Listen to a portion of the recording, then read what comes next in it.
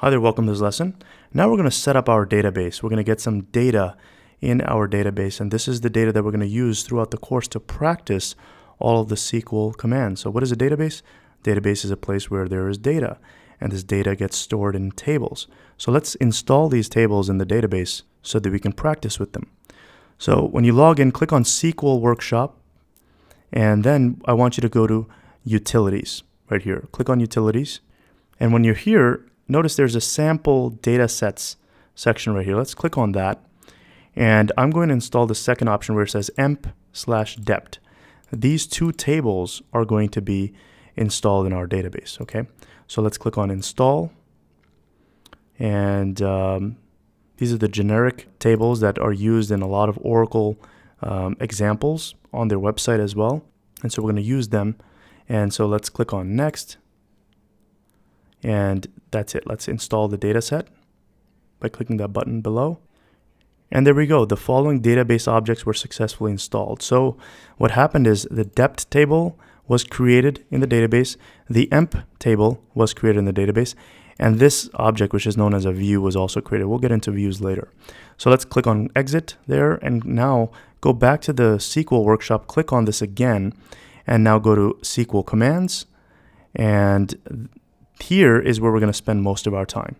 So again, in SQL Workshop, in SQL Commands, this is where we're going to spend most of our time in the course. We're going to practice all the SQL commands. So let's make sure that we have the tables in our database correctly. So what I'm going to do is type in the following: select star from emp. Okay, and you need to do the same thing. End it with a semicolon at the end. This is not necessary, but we'll get into the details as to why later. So select star, this is an asterisk, from the emp table, EMP. So when you highlight this statement, click on this run button, and boom, there we go. On the bottom, we should see the table. Okay. Right now it says more than 10 rows available underneath. You notice this increase rows to see more rows. So the way to see more rows of this table is click on this above right here where it says rows. Change this from 10 to 20. All right. And now hit run again. And now it'll display all of the rows. And in this case, we have 14 rows. Okay. So this is the emp table, which stands for employees. There's another table that was installed, and that is the dept table. So let's check that. We changed the emp to DEPT. Okay. And now we need to highlight this again and click on run. Let's do that. And boom, there we go. We see the dept table. So this dept table has 3 columns, and these are different departments that the employees could be working for. So as long as those 2 commands ran successfully, you're all ready to rock and roll in this course. I've also provided as part of this lecture the SQL commands to actually create these tables yourself. Okay, and insert these data yourself if you'd like to explore that option.